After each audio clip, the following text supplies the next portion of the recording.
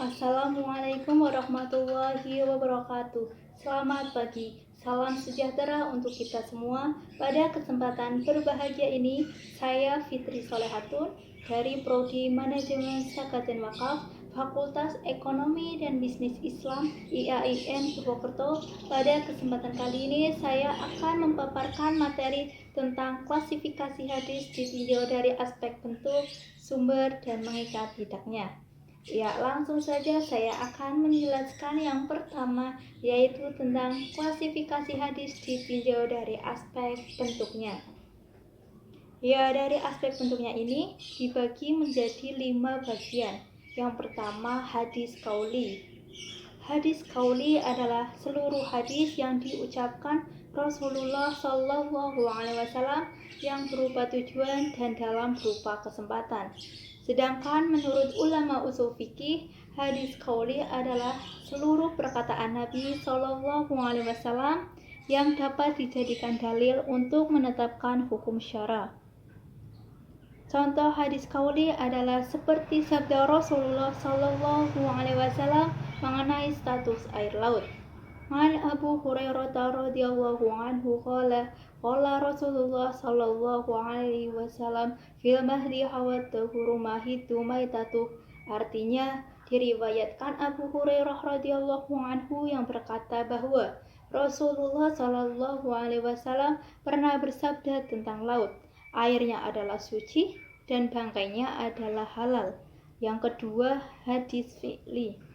Hadis fi'li adalah seluruh perbuatan yang dilakukan oleh Rasulullah Shallallahu Alaihi Wasallam. Perbuatan tersebut adalah yang sifatnya dijadikan contoh teladan, dalil yang menentukan hukum syara atau pelaksanaan suatu ibadah. Umpamanya, tata cara pelaksanaan ibadah sholat, haji, dan lainnya.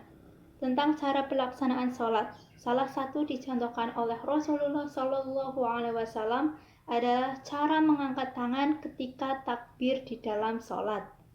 Menurut hadis riwayat Al-Bukhari, diriwayatkan dari Abdullah bin Umar berkata, aku melihat Rasulullah Shallallahu Alaihi Wasallam apabila dia berdiri melaksanakan sholat, beliau mengangkat kedua tangannya hingga setentang kedua bahunya, dan hal tersebut beliau lakukan ketika bertakbir hendak ruku.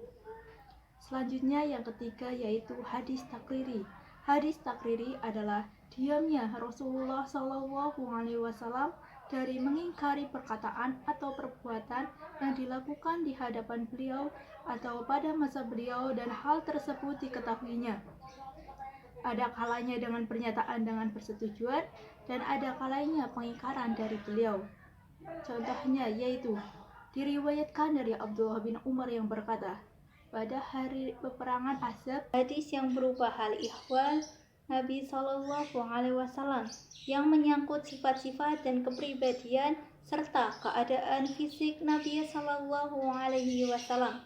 Contohnya diriwayatkan dari Abu Ishaq yang mendengar Al-Bara berkata, Rasulullah Shallallahu Alaihi Wasallam adalah manusia yang paling tampan wajahnya, paling baik akhlaknya, postur tubuh beliau tidak tinggi dan juga tidak pendek. Hadis riwayat Al-Bukhari. Yang kelima, hadis hammi. Hadis hammi adalah hadis yang berhubungan keinginan atau rencana yang akan dilakukan oleh Nabi Shallallahu Alaihi Wasallam namun tidak terrealisasi. Contohnya yaitu keinginan beliau untuk berpuasa tanggal 9 Asyura. Ya, selanjutnya saya akan menjelaskan yang kedua yaitu tentang klasifikasi hadis ditinjau dari aspek sumbernya. Ya, dari aspek sumbernya ini dibagi menjadi 3 bagian. Yang pertama, hadis marfu. Hadis marfu merupakan isim maf'ul dari kata rafa'a atau meninggikan, lawan dari kata wado'a atau meletakkan sesuatu. Dinamakan dengan marfu karena ia dinisbahkan ke pemilik kedudukan yang tinggi, yaitu Nabi Shallallahu Alaihi Wasallam. Jadi, hadis marfu adalah hadis yang disandarkan kepada Nabi Shallallahu Alaihi Wasallam, baik berupa perkataan, perbuatan, ketetapan, dan lain-lain. Contoh hadis marfu Diriwayatkan dari Abdullah bin Amr, dia berkata. Contoh hadis marfu diriwayatkan dari Abdullah bin Amr, dia berkata, Rasulullah Shallallahu Alaihi Wasallam bersabda, orang-orang yang memiliki kasih sayang akan disayangi oleh Ar-Rahman atau Allah. Berkasih sayanglah terhadap yang ada di bumi. Niscaya yang di langit akan menyayangimu. Hadis riwayat At-Tirmidzi. Yang kedua yaitu hadis mauquf. Hadis mauquf adalah setiap hadis yang disandarkan kepada sahabat Nabi Shallallahu Alaihi Wasallam, baik berupa perkataan, perbuatan, ketetapan, dan lain-lain. Contoh hadis mauquf yaitu diriwayatkan dari Abdullah bin Mas'ud, dia berkata, sederhana dalam sunnah itu lebih baik daripada bersungguh-sungguh dalam kebid'ahan. Mauquf tapi dihukumi marfu. Sahabat menginformasikan bahwa ia mengatakan atau melakukan sesuatu atau yang semisalnya. Yang pertama, jika ia menyandarkan ke masa Nabi Shallallahu Alaihi Wasallam, maka khabar tersebut dihukumi marfu. Misalnya, perkataan Jabir radhiyallahu anhu, kami dulu melakukan azal di masa Rasulullah Shallallahu Alaihi Wasallam. Hadis riwayat Al-Bukhari dan hadis riwayat Al-Muslim. Yang kedua, jika tidak disandarkan ke masa Nabi Shallallahu Alaihi Wasallam, maka hukumnya mauquf menurut jumhur. Misalnya, perkataan Jabir radhiyallahu anhu, dulu jika kami naik, kami bertakbir, dan jika turun, kami bertasbih. Hadis riwayat Al-Bukhari. Selanjutnya, apakah khobar mauquf bisa dijadikan hujjah? Ya, jawabannya yang pertama, khobar mauquf melakukan sahih. Ia hanyalah perkataan dan perbuatan sahabat, tidak wajib beramal dengannya. Yang kedua, khobar mauquf bisa digunakan untuk menguatkan sebagai hadis dhaif, karena sahabat dikenal dengan komitmennya dalam mengamalkan sunnah. Yang ketiga, jika khobar mauquf secara lafaz, namun hukumnya marfu, maka keduanya sama dengan khobar marfu, maka ia adalah hujjah dan wajib beramal dengannya. Yang ketiga yaitu hadis maqtu. Hadis maqtu merupakan isim maf'ul dari kata qadha atau memutus, lawan dari wasolah atau menyambung.